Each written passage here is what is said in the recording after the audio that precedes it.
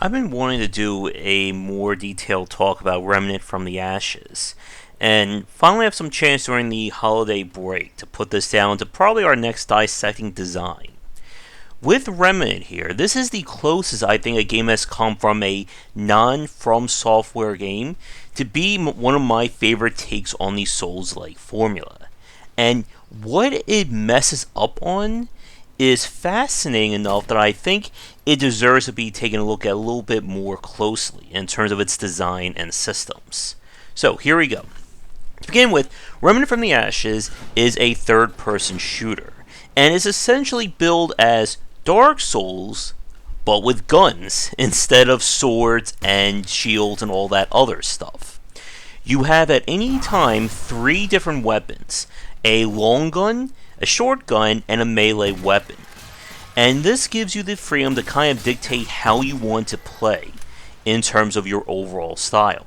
Do you want to use a lot of close range weapons such as shotguns, long range as snipers, machine guns, and so on? As you play through, you'll find and be able to craft mods, and we'll talk about the crafting system in a few minutes. That enables you to slot them into your various guns. This gives you a little bit more utility and kind of goes about defining a quote-unquote class for you. There's no hard choices or no hard classes in Remnant.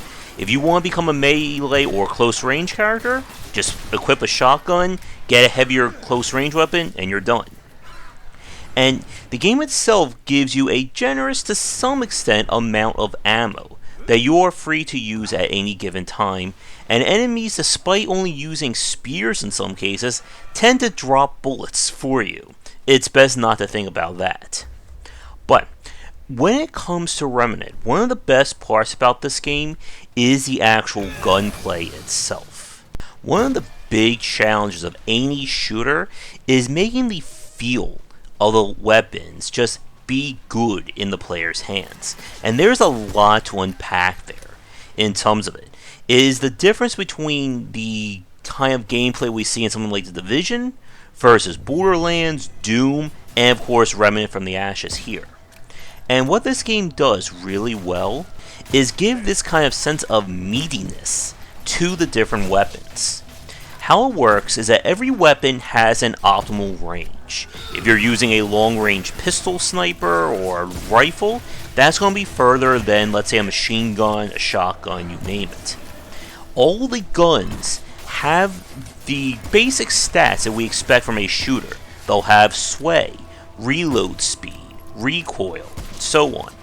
But the game itself is played or is focused entirely on the player's skill, much like titles like Borderlands and even something like Doom and old school shooters.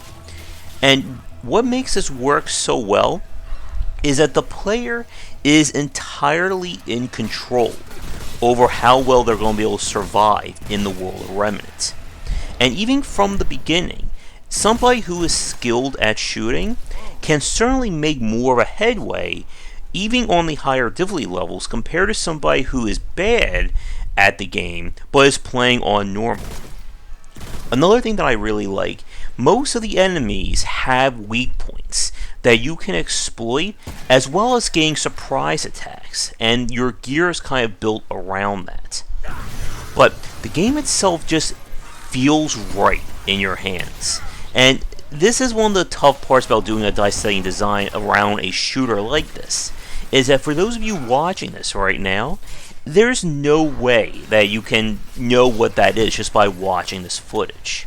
But anyone who's played the game, sound off in the comments, because I'm pretty sure you'll agree with me that the game just has a good feeling in terms of its gunplay, compared to other third or first person shooters that may focus more on RPG abstraction. And let's not mince words here. There is still a heavy element of RPG-ness. I guess we created a little new term there in Remnant, in terms of how your stats will ultimately affect whether or not you can live or die in the game. And we'll talk about that now, because progression is one of the major elements of this game, and definitely will lead into our later discussions about it. But progression is split into 2 aspects in Remnant. First, you have these traits. As you kill enemies and gain experience, you unlock trait points that can be applied to a very wide variety of passive bonuses. These passives are unlocked by completing quests and making progress in the game, and do a very big effect on surviving, such as getting improved reload time, more health, stamina, and so on. Gear-based upgrades are a little bit more complicated than that. All of the gear in the game is hard-coded or fixed, and you'll get new guns and weapons based on completing quests, and that's a major point we'll come back to in a minute. But whatever gear that you find or craft can be upgraded using materials, and this is determined based on your overall gear score or the highest upgraded gear that you have available. So when you get further into the game, you'll find higher quality mats that you can then use to upgrade and so on. But new special items such as the mods or kind of the elite or higher quality weapons come from the boss drops. And this is where you'll get kind of the fancier toys in Remnant, because all boss dropped weapons come with their own exclusive mod. This particle accelerator that's on screen here comes with essentially a black hole generator that I can activate when we have enough items for it.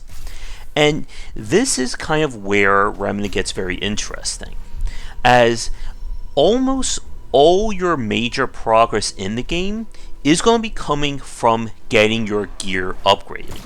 Again, player skill is paramount, but it can only go so far. If you're only doing like 20 points of damage to an enemy who has like 800 points of health, you're in very big trouble, no matter how great of a shot you are. And you're going to find that being kind of one of the first major bottlenecks in Remnant. For instance, you can play the game at the beginning on any of the 3 difficulties, but Nightmare is certainly not advisable, as the enemies will just 1 or 2 shot you no matter what. And the game itself, as you play through it, will kind of give you more of these rewards. And like we said, materials are rated or are kind of placed based on your overall gear score and in relation to the world that you're playing on. And that takes me to, I think, the most fascinating aspect of Remnant, and what I think the developers really try to do differently compared to other Souls-likes on the market. Typically, when we talk about Souls-like, you're playing in handmade, hard-coded levels. That every blade of grass is systematically designed and placed to determine where everything is and what you're going to be doing. Remnant goes for more of a roguelite or roguelike-ish kind of design. How it works is that the world itself is procedurally stitched together from various handmade sections. So, when you enter an area for the first time, as you saw right here, this place that I'm in right now is entirely handmade. Every bus, every destroyed playground set, that's all been handmade. But as we move from one area to the next, designated by the various kind of exit portals, the game is going to randomly choose what area we're going to go to next. It will also randomly decide what enemies to place, what treasures or special items you can find, as well as picking from various pools of miniature events or dungeons that can show up. Now, if you saw a minute ago, as I was generating the world, there's various campaigns that you can play from. And these are all kind of taken from the game's main story campaign, where the player is trying to save the Earth from an evil invasion. But each world is a biome unto itself, having different enemies, different kinds of gear you can find, and of course different bosses and events. And to get access to all the cool gear and special powers, you're going to have to play through each world. And this is both, I think, kind of a blessing and a curse that Remnant has. On the positive side, it keeps the game from becoming stale. by the fact that you never know what generation you're going to get, and by extension, what bosses or enemy scenarios you're going to have. One thing that you didn't see yet in this footage is that each one of the worlds has its own pool of kind of the quote-unquote elite enemies who can show up. On Earth, it can be a Gatling gun enemy, a character who can kind of teleport around, even a scythe-wielding creature who has its own personal bullet shield that you have to go through first before you can damage it. And these enemies will always, or most often, drop higher quality materials, which are then you use to upgrade kind of the boss-specific gear that you find. Or kind of like the, I guess, rare stuff. We won't go by ARPG terms. And again, you never know what you're going to find in these worlds, which also makes it really great to replay it with multiplayer. And the game supports up to 3 players total in a single game world. It is kind of weird how the multiplayer works, as everyone needs to basically be in the same area, as the game does not allow characters to kind of go out on their own, which is kind of normal from other team-based games such as Borderlands and so on. Now, with that said though, Remnant has some really great core gameplay loop, as well as a strong foundation to its mechanics. But unfortunately, I don't think what the developers added to kind of be layered on top of that fully works to give it that same kind of cohesive whole of greatness that we see from the Souls-likes from Software. And we're going to be talking about that, and that'll probably be where the bulk of this video is going to go next. But first, a quick shout out to our current Game Wisdom supporters and sponsors. And now a quick shout out to our current Game Wisdom supporters and sponsors. All Patreon supporters will now get early access to our videos, and if you'd like to continue this discussion on game design, be sure to check out our Discord channel, linked down below. If you're looking for more wisdom about game design, be sure to check out my latest offering of books, 20 Essential Games to Study, aimed for first-time developers and students looking for some inspiration for their upcoming games, and Game Design Deep Dive Platformers if you're interested in anything regarding 2D and 3D platforming design. They're both available in print, digital, and wherever books are being sold. Remnant's strong core gameplay unfortunately doesn't do enough to overcome some of its problems, and the first one is just an overall lack of progression that occurs as you get further into it. The game wants to have similar ARPG trappings such as Borderlands or Division, but by only having fixed weapons and gear, it severely limits the extent of which you can customize your character. Because each gun can only equip one mod, and you can't even choose mods on unique gear, it means that once you've found 3 weapons that you like, that's it for your choices.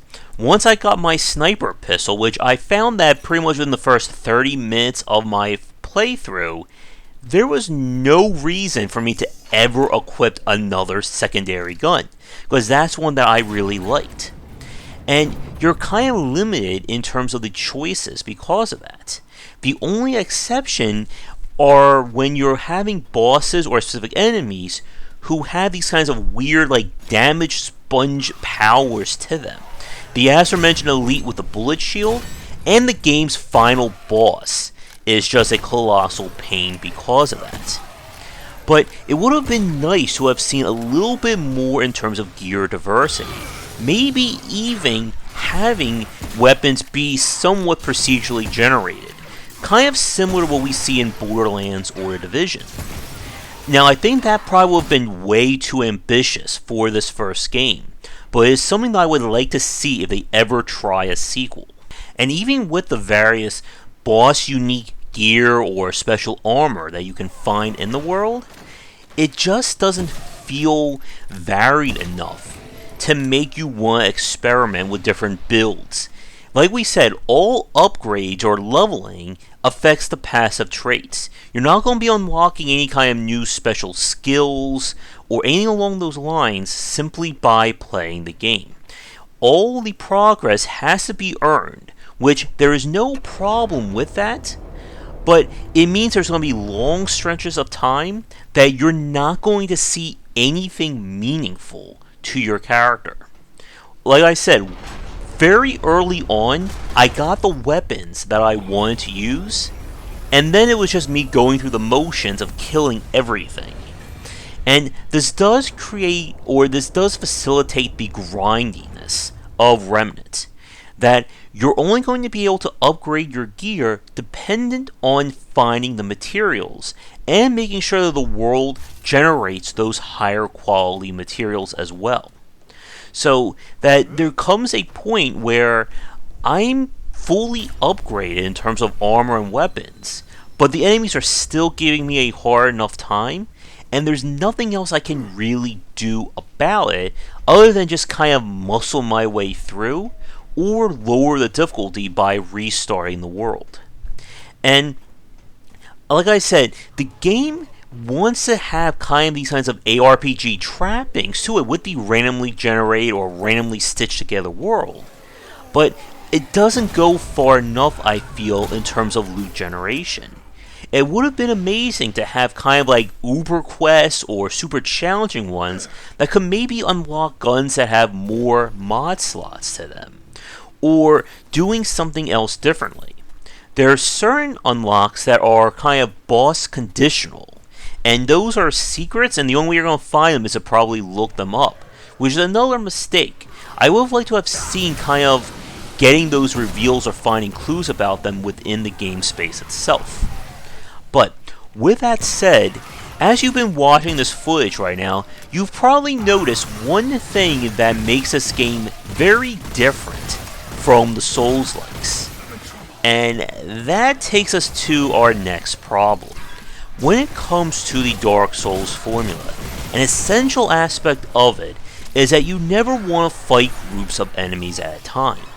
The gameplay, as well as the general controls, just aren't designed around fighting multiple enemies. Your character is very slow, your attacks themselves can only be focused in a single direction, and it's not easy for you to kind of turn and fight multiple enemies. Unfortunately, with Remnant, the developers may have missed that lesson, because one of the more frequent occurrences in this game is fighting 5 or more enemies at a single time.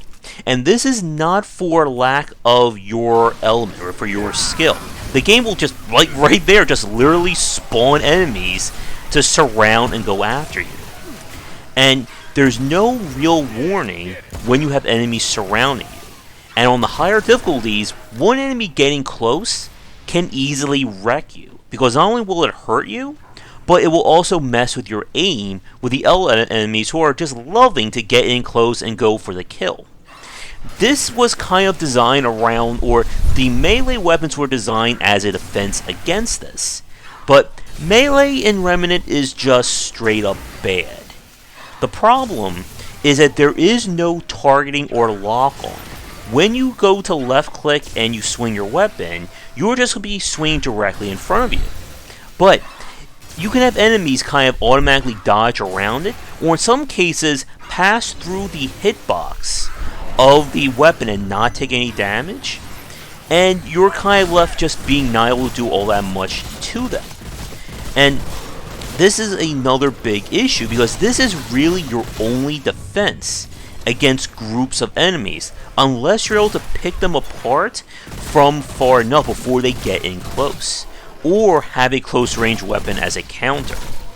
This becomes a very, very tricky proposition when we get to some of the later events, such as surviving X amount of minutes, defeating enough enemies, and of course the bosses.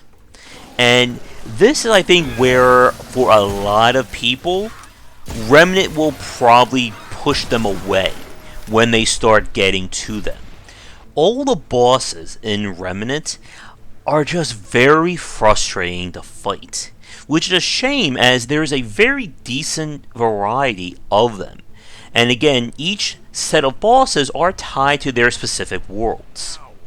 The problem is that one of the best things about Dark Souls and those kinds of games is that the boss fights always became one-on-one affairs. They're very intimate, and it's about you focusing on the boss to fight them. In Remnant, however, every boss, and I do mean every boss in this game, will have ads that will come in to mess with you. They can spawn in as specific health drops, or they can just occur randomly as you're fighting. And this is just frustrating to no end. As we said in the last section, the Souls-like design is not built around fighting multiple enemies. And when you have bosses, this guy is probably one of the most annoying fights because he just spawns them all himself. But every boss in the game just keeps having minions come in. It completely changes how you're supposed to fight and makes it all the more frustrating. Because you can be focusing on the boss, and then an enemy that you didn't see or hear coming will get the drop on you and kill you. Or you could be focusing on those enemies and not realize the boss is right next to you and have them deliver a fatal blow. For people who fought the boss such as the Undying King, you can certainly attest to that happening many times during that fight. But this is where Remnant kind of falls down in its design, because it makes the single player content a lot more frustrating than it needs to be, and for a lot of people it's going to be the brick wall that stops them from playing, because you can't really fight as one person when you have 5, 6, 7 enemies on the field. And the more frustrating bosses in this game all have to deal with that fact that enemies just keep coming in. And unfortunately, there's no greater strategy around this, as they're going to do this by kind of just their design. You can't stop it, you can't do anything to mitigate it, all you can really do is put up with it. And this never stops being a problem. No matter what gear you get, no matter how leveled you are in terms of your traits, just simply by virtue of the design, the game becomes very frustrating to play.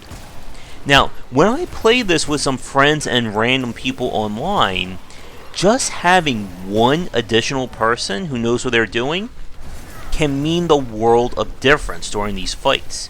While the game does scale based on the number of players, simply having one other person who can deal with these enemies and kind of deal with the ads around you just really makes things a lot easier.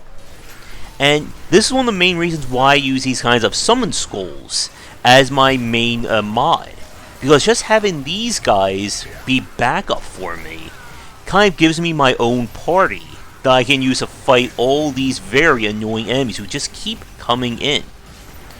And like I said, the core gameplay of Remnant is great.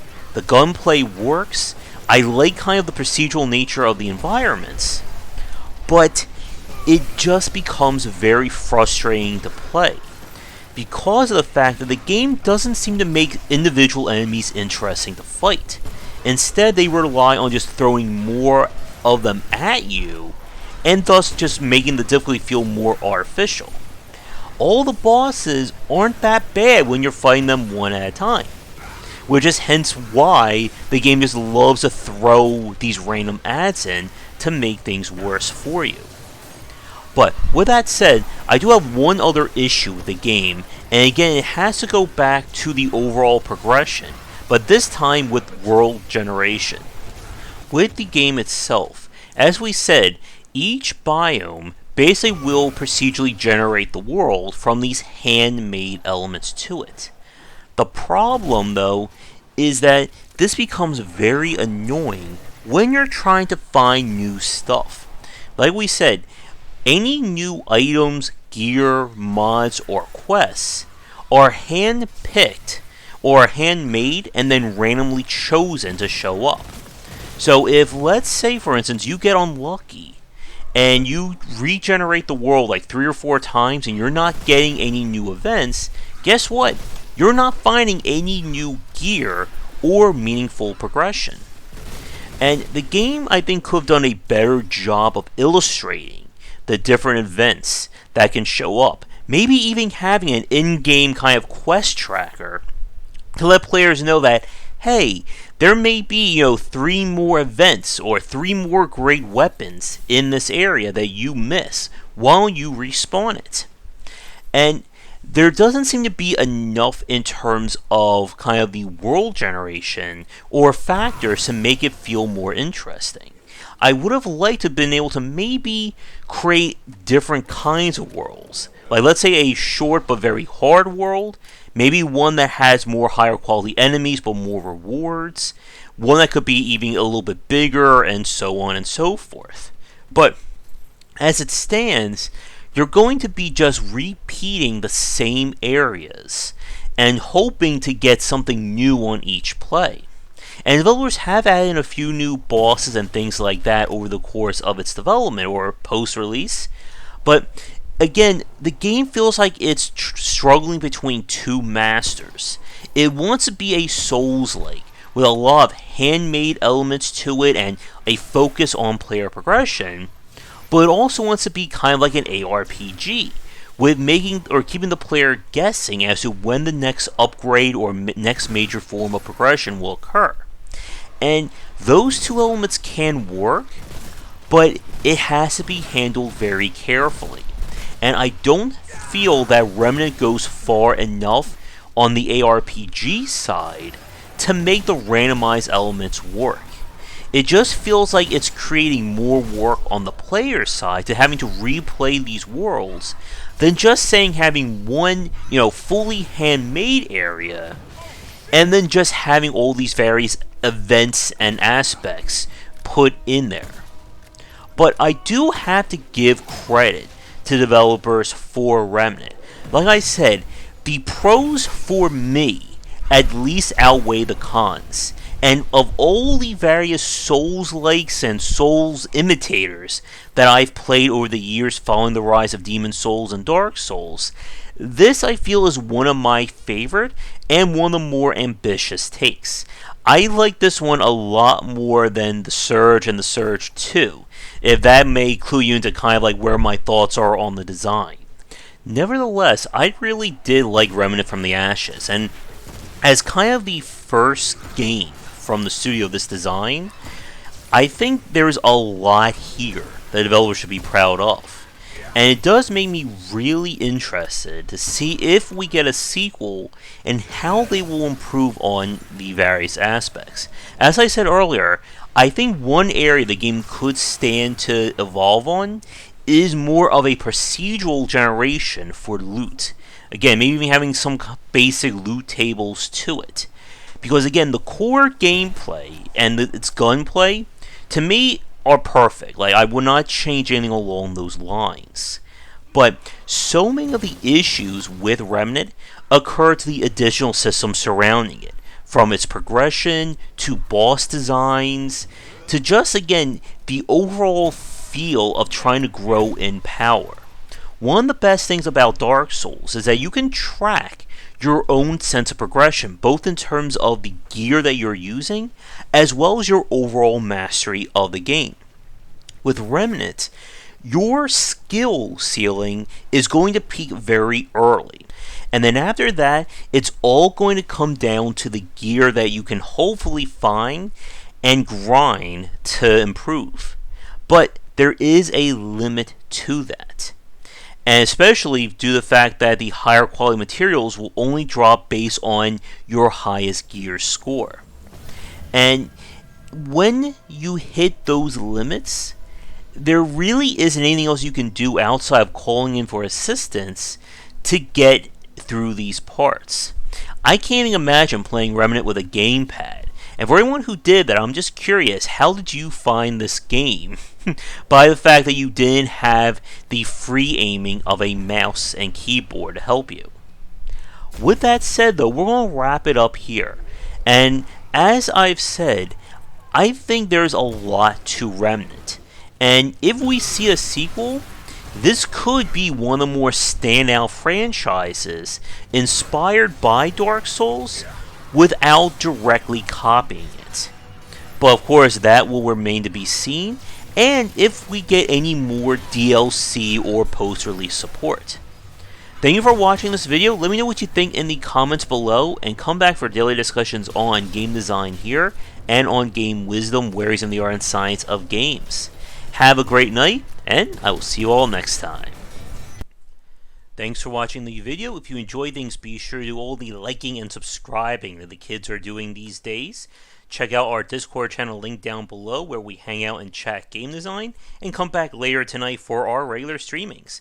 But that's it, and tune in for more great content here and on Game Wisdom, where we examine the art and science of games.